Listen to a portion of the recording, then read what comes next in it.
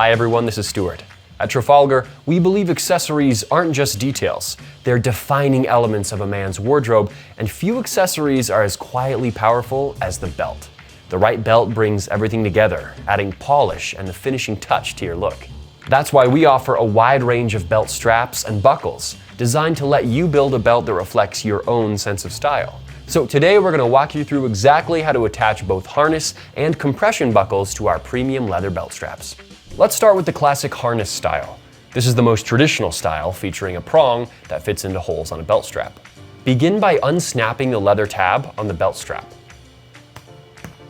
Then slide the buckle through the loop so that the thinner end, where the prong is, faces the inside of the belt.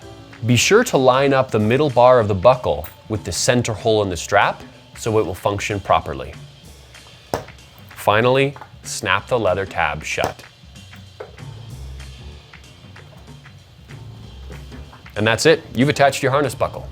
Next, let's talk about compression buckles. These offer a more modern approach. The buckle clamps down on the belt securely.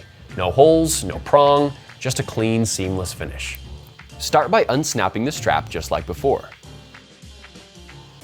Take the compression buckle and slide the smaller loop end through the belt strap. Then snap the strap shut. The result is a sleek, sophisticated belt. Whether you prefer the timeless tradition of the harness buckle or the modern minimalism of compression buckles, Trafalgar gives you the freedom to create a belt that's uniquely yours. Explore our collection of premium straps and buckles at trafalgarstore.com and build the belt that finishes your look with confidence and craftsmanship.